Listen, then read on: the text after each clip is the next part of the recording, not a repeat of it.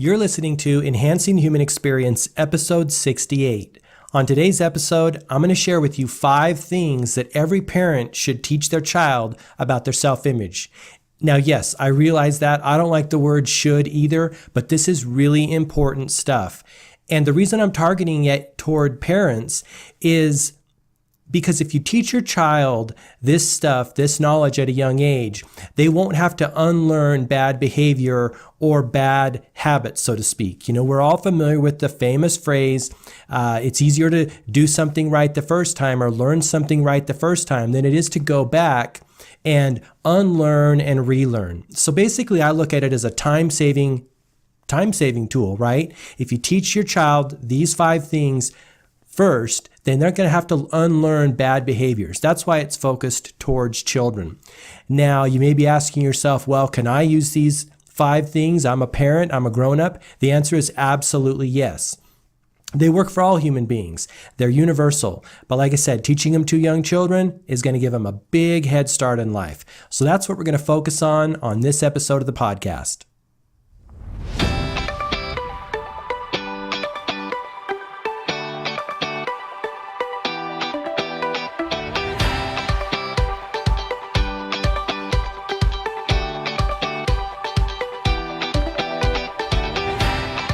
Okay, before we get into the show, I want to let you know what's coming up next week on Enhancing the Human Experience. Next week, Michelle Harris is going to be back on the show, and she shares with us awesome tools for tuning in, raising our vibration, tuning into positive, optimistic experiences, and actually putting ourselves in alignment with all the good things that we want in life. She dug deep into her tool chest. These are things that she typically only shares with her paid coaching clients, and she shared these tools and techniques and practices and mindsets with us on the episode. It's over an hour long. It's absolutely amazing. That will be on next week's episode 69 of Enhancing the Human Experience. The other thing I want to say before we get into the techniques here is that a lot of what I'm going to be talking about really comes from my work and my study in the field of self-image psychology, self-concept, and some of this stuff is actually put into the 2-part children's series, the Magic of Being series, book 1 and book 2, and I'm going to be talking a little bit about those books and sharing with you some of the exercises from those books. I'm also going to be sharing with you one of my favorite exercises from Just Be It, The Secret to Having What You Want in Life, and that's called a being board, and we'll talk about that in the podcast as we move further in, because I'm not only going to tell you what I think you should teach your child, but I'm also going to tell you how to do it, because that's what we do in the podcast here. We don't just say what to do. There's plenty of that out there, or why to do it. We all know why. I'm going to get into specifics and talk about why, because that's one of the things that I enjoy the most about what I do in this personal development game, personal transformation game, is I like designing tools, taking all the information that's out there and designing the simplest, most effective tool that I can think of to help you on your journey. That way it gives you the value of, hey, you don't have to read all these things. You don't have to design the tool. You just have to put it into practice in your daily ritual or in your personal development journal, those kind of things. The simplest, most effective tool. That's why I'm going to share with you some of the tools that will help your child implement some of this knowledge we're going to talk about here. Before we get into the podcast, let's just answer the question, why is self-image so important? What's the big deal, right? Why are you doing a podcast about this? The reason self-image is so important is because lots of people have talked about this, right? What's going on inside of us and our self-concept and self-image will always govern the actions we take in the real world and therefore govern the results we're going to get. We can't do something if it is inconsistent with the way we see ourselves. And so rather than using willpower to do something, whether it's, make more money or have a better relationship or do something that is very uncomfortable for ourselves, we can do that with willpower. That takes an enormous amount of emotional energy to do that, physical and emotional energy, right? Rather than do that, it's much easier to change our self-concept and do the inside work, and then taking the actions that are consistent with that will almost be effortless, right? Because once we change the program that we are playing in our mind or the image we have of ourselves, then we consistently will take the actions almost effortlessly.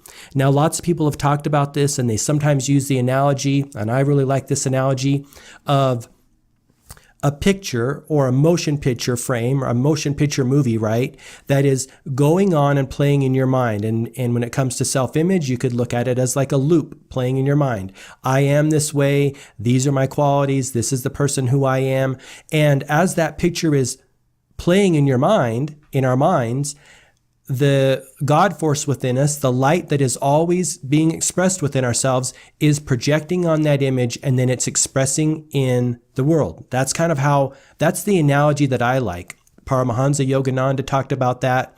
Other people have talked about that as well. As soon as you change the image, the impression you have of yourself, then your expression will change as well, right? That's the EX, expression will change. So I like looking at it that way. The light's shining through us all the time, 24 hours a day, 7 days a week, 365. The light's going to shine through. We get to choose the image we hold in front of that light that will be expressed. So that's one of the ways I like to look at self-image. Johann Wolfgang von Goethe talked about it in this way. He said that before we can do something, we have to be something. Again, he's talking about that we have to be consistent with our self-image, or we will do things that are consistent with our self-image. Neville Goddard also talked about it, and he said that the world is a mirror forever reflecting what we're doing within ourselves. See, what are we doing within ourselves? What concepts do we have of ourselves? And incidentally, I should point out, I use self-image and self-concept interchangeably. Self-image conjures up more of a visual representation, whereas I actually like using self-concept a little more because it's more about the idea we have of ourselves. I like to think of human beings as being an amalgamation, like a conglomerate of a bunch of different ideas. You know, we are not just a mother or a father or a policeman or a baker. We're multi things, right? Lots of ideas go into creating who we are. That's why I think looking at it from the idea of self-concept gives a little bit more dimensionality to it. But self-image, self-concept, I really do use somewhat interchangeably. Also, I cannot do a podcast about self-image without talking about Maxwell Maltz and his incredible work in self-image psychology. He said that our self-image, strongly held, essentially determines what we become. Maxwell Maltz, of course, wrote Psycho-Cybernetics, and back in the day when that was really popular, lots of professional people were using it, sports heroes, athletes, because they knew that they can't perform in a way that is better than they see themselves. So they're doing that inside work. And again, we can all use that. So Maxwell Maltz is like the modern day father of self-image. Lots of people have talked about it. So those are some people that have been influential in my experience and what I've learned about self-image, and you're probably familiar with some of those people yourself in your own work. I want to say one more thing about this before we get into the 5 steps. And this is really important, and this is why I want to share this with you. Years ago, I was listening to a book on marketing, and in the field of marketing, there's a principle called first in the category. And what that is, and you're familiar with this, right? This is Levi's was the first maker to successfully promote Levi material, Levi clothing. Kleenex is the first maker of facial tissues, right? You can go down and on down the list of things or products or services that were first in their field or first in the category. And the reason I bring this up is this ties into what we're talking about, how helping young children be more successful versus changing habits of thinking and patterns and belief structures that adults hold. If you can get into your child a successful self-image and help them develop a successful self-image from the get-go, that will lock in that position. Because what happens in marketing is, this is like the psychology of marketing, but it also applies to the psychology of human beings. What happens in both marketing and in the human experience is once a self-image or a product image is impressed upon the public when you're talking about marketing, like Levi's was, once the product image is impressed upon the public, it's locked in, and no other product can ever take that position. I mean, marketers have done extensive studies on this.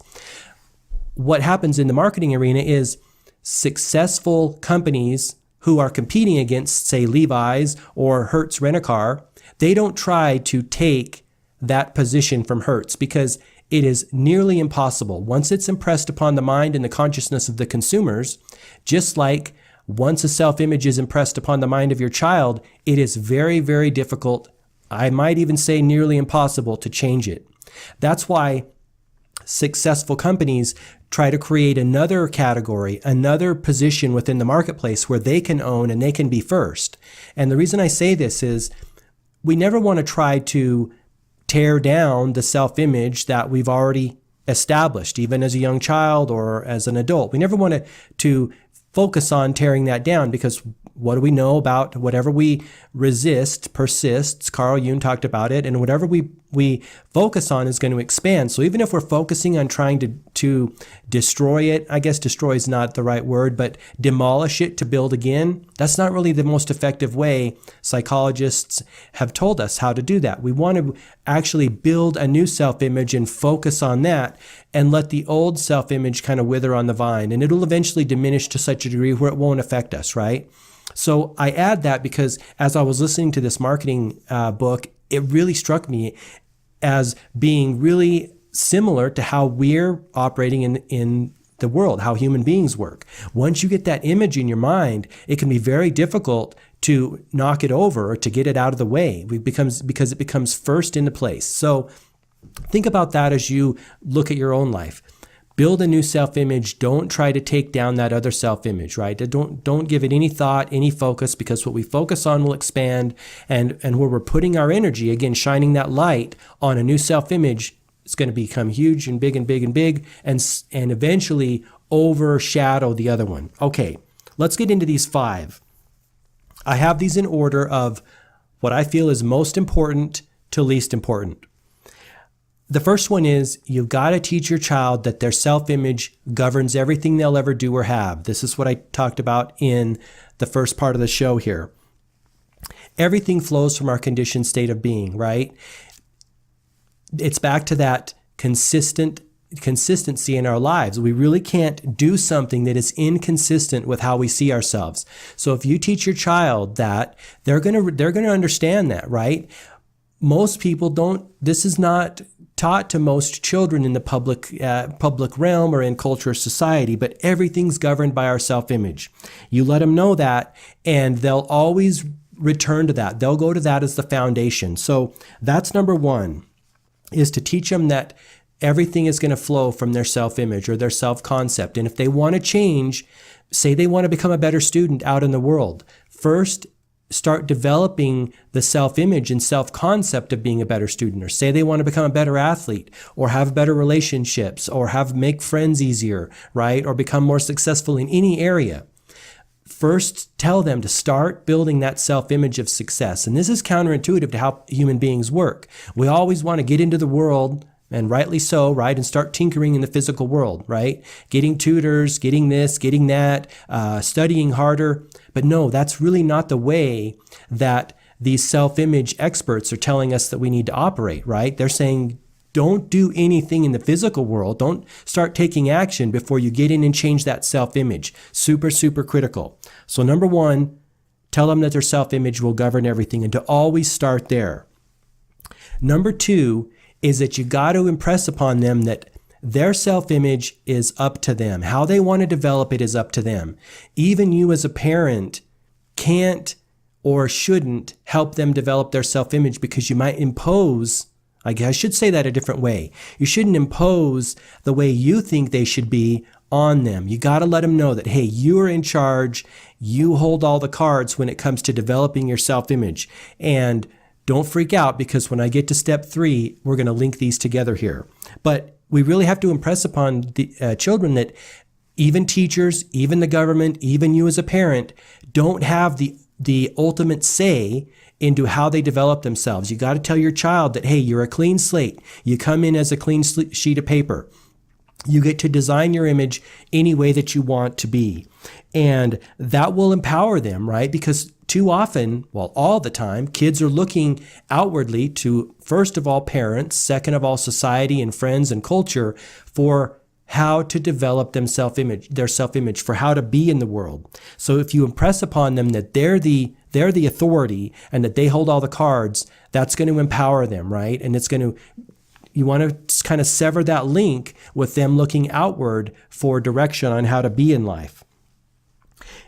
And also this goes back to teaching them that it's, that life is about fixed mindset versus growth mindset, right? That it's always within their power to grow and develop, and they're not a certain way, right? You got to teach them that you're not this way or that way. You're any way you want to be. This is, it's the essentially growth mindset versus fixed mindset. So don't teach them, hey, you can change your life if you want to be. So that is step 2. It's their decision and it is totally in their control. Now here's step 3. Here's the third thing. And this ties into the second thing. You got to tell them that the guide is inside. This will turn their attention inside, the higher self, whatever you want to call it, right? Inner being, higher self, higher wisdom. There's the little voice inside of them that is guiding them to what they are supposed to express, what wants to come through them, right? How they want to show up in the world. And if they build their self-image in a way that is consistent with that by listening to that guidance and not listening to parents, sorry parents if you're listening, but again, this is kind of off limits for you in my opinion. They have their own thing they want to express, right? Their own way they want to show up in the world. So teach them that the guide is inside for them and help them listen to that. We can also call it intuition, right? Everything good that any successful person I've ever studied, everything that is good that's happened to them, or everything that's been like an innovation in our society has come when a person turned away from what they're quote unquote supposed to be doing and connected with their authentic self and expressed the thing that they're meant to express. This is where people like Oprah become super successful. People like Ellen, people like Steve Jobs. They're not conforming to society. Nothing great ever happened from a person conforming to society. All great innovations happen when people turn within and connect with their true self and then express that, right? So the second thing, which is their decision, and the third thing, which is the guide is inside, they work in tandem, right? We're not just going to leave the child hanging out there without any type of guide. The wisdom is inside. All that knowledge is inside. All right, so let's go on to the fourth thing. The fourth thing is help them create focusing tools. And here's where we're going to get into some of the hows, because let's face it, we're visual creatures, we're tactile creatures. When you help them create a focusing tool, that'll help them build that self-image, and they can impress their consciousness, impress their mind with these images and ideas and words. And some of my favorite focusing tools are the being board, right? The being board is something that I developed in Just Be It, the secret to having what you want in life. And being is the cause of having what we want, right? The being board is really simple to do. All you do is you find images and words that support the circumstances and experience that your child wants to have in life. It's actually a fun activity. If you've created a vision board or a dream board, you're going to love creating a being board. And incidentally, you can do this with your child. Make it a family activity, right? You create your own being board, which is simply asking yourself the question, who do I need to be and what do I need to be? And that is the qualities, characteristics, and attributes to cause the experiences I want to have in life. I always look at self-image and state of being as being a two parts, right? Who do I need to be and what do I need to be? I can't tell you the number of successful people who I've heard say this exact phrase to me. And it's literally uncanny once you start looking for this. And you've probably already seen this in your own experience. Here's the phrase they say. and they're talking about their success and how they realize the success they have in life, they all say this: I asked myself who I needed to become in order to do this, in order to have this success. I mean, countless people say this. You've probably experienced this in your own time. But again, being bored is a great one. Also, writing down list of qualities, characteristics, and attributes. Again, these are going to help your child focus on those things, because we need those focusing tools. This is just like renewing your goals every day, or writing down your goals every day, or keeping them posted in front of you. If we don't have that, our consciousness wanders, our mind wanders, and we get off track. So making the being board, making the list of these tools, attributes, and qualities that your child can look at every day. Now here is the fifth thing, and this ties into number 4. You got to teach them that they've got to renew their self-image every single day. We live in a universe where everything tends towards chaos and then is renewed. It's like this creation, the cycle of creation and destruction, isn't it? Lots of people have talked about this. Zig Ziglar talked about it when he talked about motivation, and he said, hey, you got to renew your motivation every day, just like you got to brush your teeth every day, because motivation subsides, right? In the morning, we're typically really motivated and have a really strong will, but by the end of the day, what happens? We don't have that energy. We don't have that drive, typically. So we have to renew it every day. Another analogy that I like to use is going to the gym and exercising. We've got to renew our body every day, right? This gets our energy up. This pumps us up with the endorphins and gets our muscles in shape and keeps us vital. The same thing goes for our state of consciousness and our state of being. Your child has to do this every single day. What happens is that most of us, myself included in the past, and I think this is a constant challenge for people, is that we do this for a few days and our life starts tuning up really, really quickly, right? Because again, we're working at the foundational level here. We're working at first cause, right? Self-image and the consciousness, developing that consciousness. Within a few days, our life is starting to hum along really, really nicely, right? And we're starting to have experiences come to us that are consistent with the self-image we've been developing. But after a few days, after that happens, we're like, oh, well, I don't need to do it anymore. We forget, or we drop it, right? How many times have you started a gym program? I know I've done this and done it for a week or two, feel really great, and then stop going, right? We revert back to where we were. Same things happen with going to the gym in our own mind, our consciousness, and building our self-image. When you teach your child, hey, you've got to renew it every day, even if your life is going great, even if you're feeling awesome, even if the things that you want are happening to you, there's no end to how much better life can get. So I think that's really, really important to share with your child. Renew it every day. And in conjunction with that, you got to teach them that they're never done. They're never, ever done. Just like going to the gym, just like exercising. There's never a point in time when we won't need to renew our body and renew that vitality.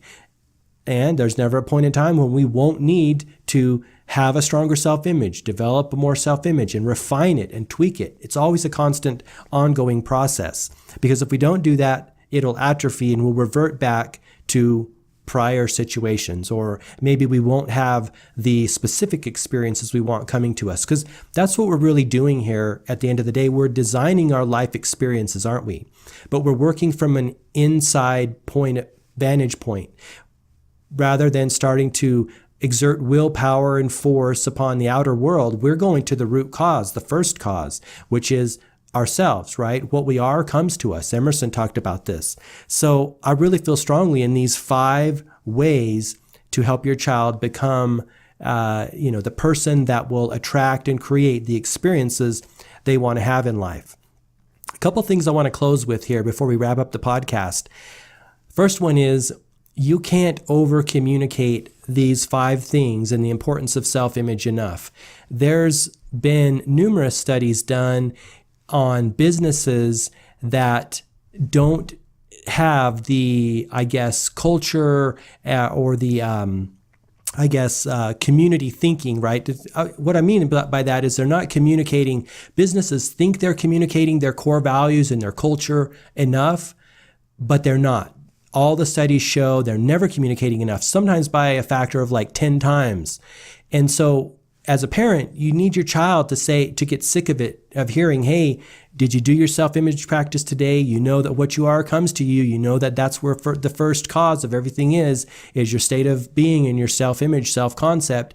You want them to get so sick of you telling them that they think you're overdoing it. But even at that point in time, that's probably just about right, because it just takes so much to get through our consciousness on an individual level or on a collective level. Think about your own life, right? How many times have maybe you tried to change a certain area of your life or a certain thing, and it just takes a long time to impress that consciousness, because once the consciousness gets fixed, back to this marketing concept, right? Once that idea gets fixed, it's very difficult to uproot it. And so if you plant the right seed and the right tools the first time, you're going to have a lot better success and your results are going to be a lot better. So my advice is to over-communicate the importance of your child's self-image to the point of them getting sick of you hearing about it.